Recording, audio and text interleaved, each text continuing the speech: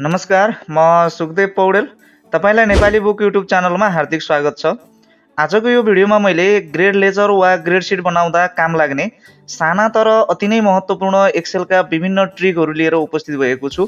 यदि तपाईले एक्सेलमा grade seat वा ग्रेड लेजर बनाउन चाहनुहुन्छ भने तपाईको लागि यो भिडियो विशेष रहनेछ। भिडियो स्किप नगरिकन अन्तिमसम्म हेर्नुहोला, भिडियोलाई लाइक गर्नुहोला र यदि तपाईँ यस च्यानलमा नयाँ हुनुहुन्छ भने कृपया च्यानल सब्स्क्राइब गरेर नोटिफिकेसन अन गर्न पनि नभुल्नुहोला भन्ने आग्रहसहित आउनुहोस् भिडियो सुरु गरौँ।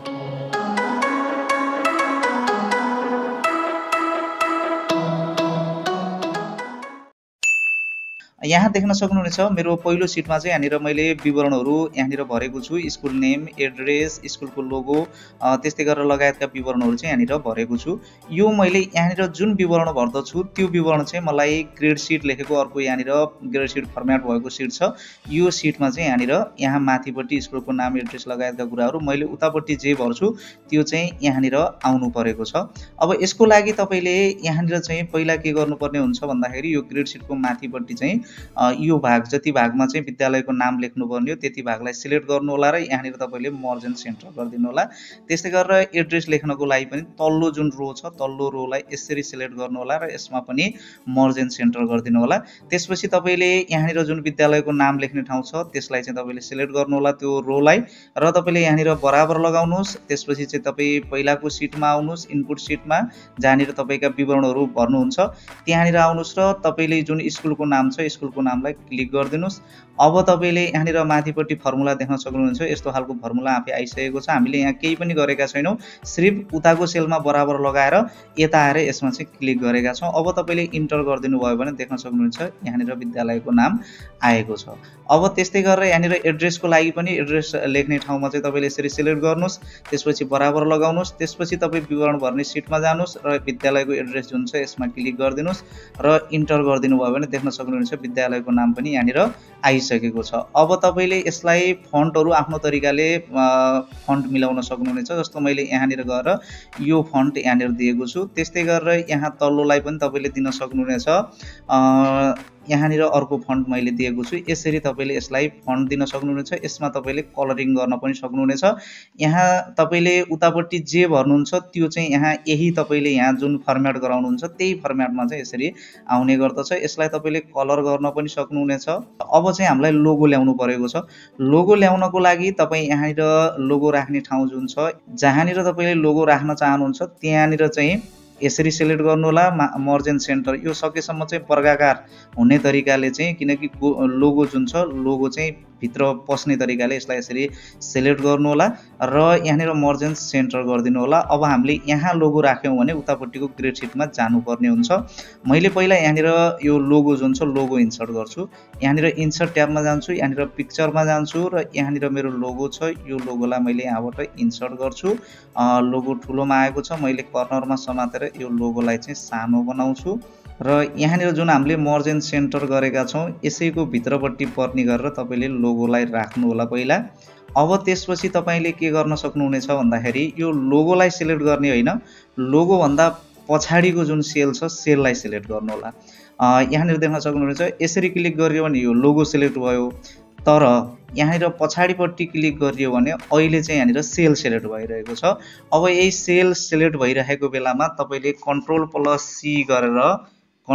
सी गरेर यसलाई चाहिँ तपाईले कपी गर्नुहोस्। कपी गरिसकेपछि अब तपाईँ ग्रेड सिट भएकै जुन फर्मेट भएको सिटमा चाहिँ तपाईँ आउनुहोस्, यहाँनिर क्लिक गर्नुहोस् र तपाईले यहाँनिर पेस्ट लेखेको छ यतापट्टि पेस्टमा जानु होला र यहाँनिर अन्तिममा देख्न सक्नुहुन्छ लिङ्क पिक्चर भन्ने चाहिँ एउटा अप्सन पेस्ट स्पेशल रहेको छ। लिङ्क पिक्चरमा तपाईले क्लिक गर्नु होला। क्लिक गर्दा बित्तिकै देख्न सक्नुहुन्छ उताको लोगो चाहिँ यहाँनिर आइसकेको छ। तर यहाँनिर एउटा विचारणीय कुरो के छ भन्दाखेरि यो लोगोको वरिपरि घेरा आइरहेको छ। अब यो घेरा नआओस् भन्नको लागि तपाईँ चाहिँ यहाँनिर पहिलाकै सिटमा जानुहोस् र तपाईँ भ्यू ट्याबमा जानुहोस् र यहाँनिर ग्रिड लाइन जुन छ यसलाई चाहिँ अनटिक गरिदिनु। अनचेक गर्दा बित्तिकै देख्न सक्नुहुन्छ यहाँका ग्रिड लाइनहरू हराएका छन्। अब तपाईको ग्रेड सिटमा जानुभयो भने देख्न सक्नुहुन्छ यो लोगोको वरिपरि आएको जुन घेरा छ त्यो घेरा पनि हराइसकेको छ। अब अर्को लोगो चेन्ज गर्न पनि सक्नुहुनेछ। अर्को लोगो चेन्ज गर्नुभयो भने जुन लोगो तपाईले यहाँनिर राख्नुहुन्छ त्यही लोगो चाहिँ उतापट्टि जाने गर्दछ। अब म अर्को ट्रिक बताउन गइरहेको छु। जस्तो यहाँनिर देख्न सक्नुहुनेछ यो जुन नेपाली विषयको औसत छ, नेपाली विषयको औसत चाहिँ 3.12 यो यहाँनिर आइरहेको छ र यही 3.2 यहाँनिर देख्न सक्नुहुन्छ। यहाँ माथिपट्टि पनि यो पुरै हिँडाउन मिल्ने टाइपको एउटा बक्समा चाहिँ यहाँनिर 3.12 यो यहाँनिर आइरहेको छ। अब यहाँनिर चेन्ज भयो भने यो बक्समा पनि यहाँनिर चेन्ज हुन्छ। जस्तो देख्न सक्नुहुनेछ मैले यसलाई चाहिँ 25 गराइदिएँ भने यहाँनिर देख्न सक्नुहुन्छ यहाँ 3 भयो। यहाँ 3 हुँदा बित्तिकै यो माथिपट्टि यसमा पनि अपडेट भएको छ। अब यस्तो खालको चाहिँ कसरी गराउने, यो पनि तपाईँलाई विभिन्न ठाउँमा काम लाग्न सक्छ। यसलाई म पहिला डिलिट गर्छु र अब चाहिँ यहाँनिर यो गराउनको लागि तपाईँ इन्सर्ट ट्याबमा जानुहोला। इन्सर्ट ट्याबमा गएर यहाँनिर चाहिँ टेक्स्ट बक्स छ, टेक्स्ट बक्समा क्लिक गर्नुहोला र टेक्स्ट बक्सलाई यहाँनिर चाहिँ यसरी ड्र गर्नुहोला। ड्र गरेपछि यहाँनिर टेक्स्ट बक्स आएको छ। अब यो टेक्स्ट बक्सको चाहिँ यो किनारमा चाहिँ यस्तो जुन सिग्नल आउँछ, यही बेलामा तपाईँले टेक्स्ट बक्सलाई चाहिँ क्लिक गर्नुभयो भने यो पुरा टेक्स्ट बक्स चाहिँ सिलेक्ट भइरहेको छ। यो मतलब भित्र क्रसर परेको बेलामा होइन, त्योभन्दा बाहिर चाहिँ यसरी छेउमा क्लिक गरेपछि क्रसर हराउँछ।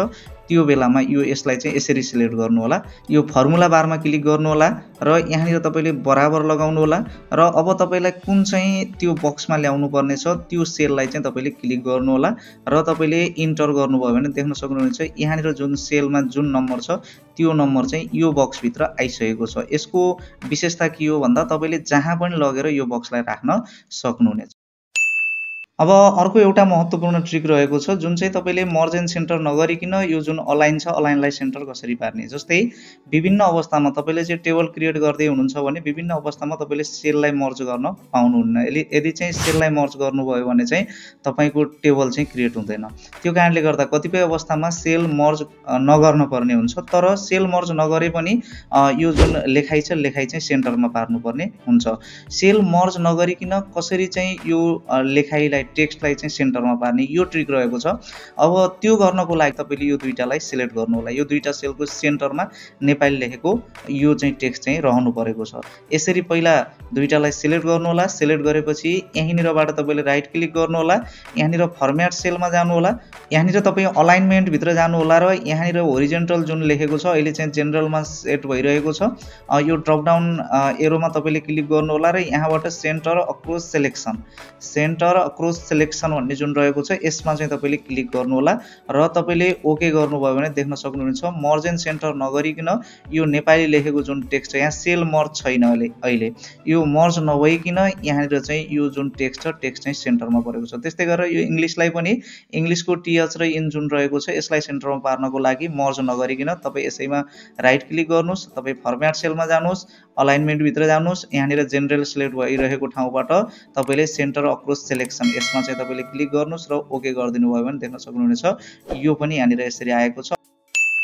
अब अर्को ट्रिक यहाँनिर टेबलसँग सम्बन्धित रहेको छ। तपाईँले टेबलमा काम गर्नुभयो भने धेरै नै सजिलो हुन्छ। जस्तै यहाँनिर देख्न सक्नुहुन्छ मसँग एउटा टेबल रहेको छ, यो तालिका रहेको छ। यसलाई चाहिँ तपाईँले टेबलमा कन्भर्ट यो नर्मल टेबल रहेको छ, यसलाई चाहिँ एक्सेलको छुट्टै टेबलको फर्म्याट हुन्छ, त्यो टेबलको फर्म्याटमा बदल्नु भयो भने चाहिँ धेरै फाइदा चाहिँ त्यसबाट लिन सक्नुहुनेछ। टेबलमा बदल्नको लागि यसलाई तपाईँले सिलेक्ट गर्नु होला। सिलेक्ट गरिसकेपछि तपाईँले किबोर्डबाट कन्ट्रोल+T दबाउनु होला। यहाँनिर चाहिँ यो रेन्ज यसले समातिसकेको छ, त्यही बेलामा तपाईँले इन्टर गरिदिनु भयो भने देख्न सक्नुहुनेछ यो चाहिँ टेबलमा क्रिएट भएको छ।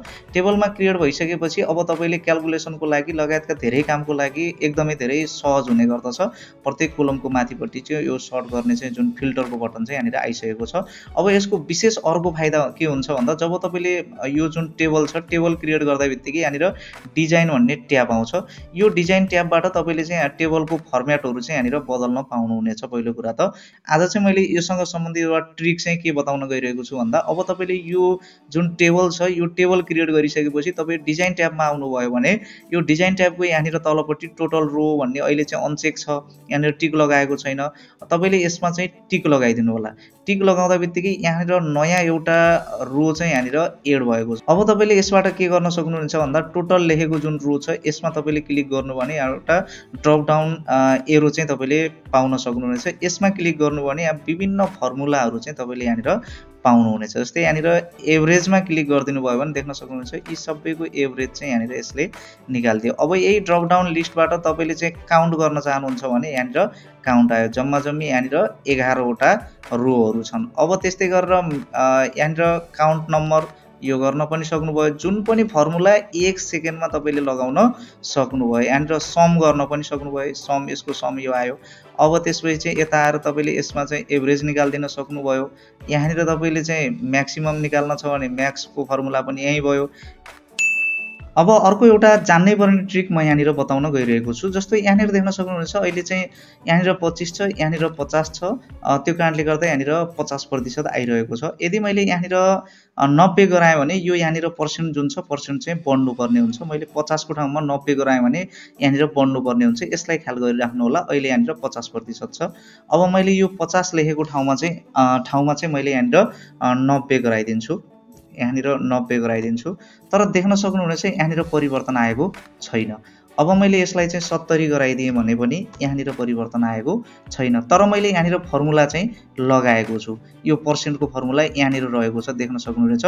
पर्सेन्टको फर्मुला लगाएको छु। यो सेलसँग यो लिङ्क पनि छ। यहाँनिर K6 जुन रहेको छ यो K6 सँग यो सेल लिङ्क पनि रहेछ। तपाईँले फर्मुला जन्ने ट्याबमा गएर यहाँनिर ट्र्यास प्रेसिडेन्ट गरेर हेर्न पनि सक्नुहुनेछ।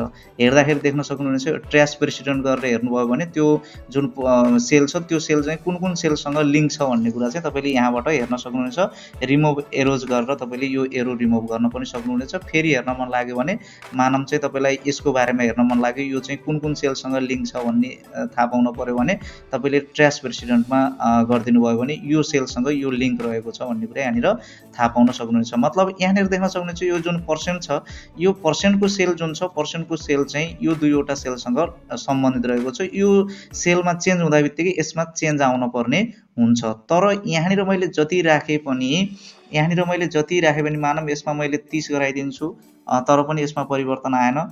यसमा मैले चाहिँ 86 गराइदिएँ र पनि यहाँनिर परिवर्तन आएन। यस्तो किन भइरहेको छ त? यो एउटा एक्सेलमा एउटा यस्तो खालको चाहिँ अप्सन हुन्छ जुन अप्सनले गर्दा यस्तो खालको अवस्था चाहिँ आउँछ। तपाईलाई विभिन्न ठाउँमा यो अवस्था आएको हुनसक्छ। तपाईँले जे नम्बरहरू हाने पनि त्यो क्यालकुलेसन भइराखेको हुँदैन। यसको कारण के हो भन्दा तपाईँ चाहिँ यहाँनिर फर्मुला भन्ने जुन ट्याब रहेको छ यो ट्याबमा जानु होला र ट्याबमा गएर यतापट्टि आउनुभयो भने यहाँनिर क्यालकुलेसन अप्सन्स भन्ने चाहिँ एउटा अप्सन रहेको छ, क्यालकुलेसन अप्सन। अब यसमा तपाईँले क्लिक गर्नुभयो भने देख्न सक्नुहुनेछ यहाँनिर चाहिँ अटोमेटिकमा टिक लगाउनु पर्ने ठाउँमा यहाँनिर म्यानुअलमा टिक लगाइरहेको छ। यहाँनिर हाम्रो टिक लगाउनु पर्ने थियो अटोमेटिकमा, क्यालकुलेसन चाहिँ अटोमेटिक हुनुपर्ने थियो, तर यहाँनिर चाहिँ म्यानुअलमा टिक लगाइरहेको छ। अब तपाईँले यहाँनिर अटोमेटिकमा लगाइदा बित्तिकै देख्न सक्नुहुनेछ यहाँनिर परिवर्तन आयो। अब तपाईँले यहाँनिर 50 गराउनु भयो भने यसमा परिवर्तन आयो, सबैमा अपडेट भइहाल्यो। ग्रेडसिटसँग सम्बन्धित यस्ता धेरै ट्रिकहरू अझै बाँकी छन्, अझै धेरै नै छन्। भिडियो लामो भयो, त्यसकारण बाँकी रहेका ट्रिकहरूलाई म अर्को भिडियोमा समेट्ने छु। तपाईँलाई आजको यो भिडियो कस्तो लाग्यो कृपया सुझाव सल्लाह र प्रतिक्रिया दिन नभुल्नुहोला। भिडियोलाई लाइक गर्नुहोला, यो च्यानललाई सब्स्क्राइब गर्नुहोला। फेरि अर्को महत्त्वपूर्ण भिडियोमा भेट हुने नै छ। त्यतिन्जेलसम्मको लागि म बिदा चाहन्छु। हस्त नमस्कार।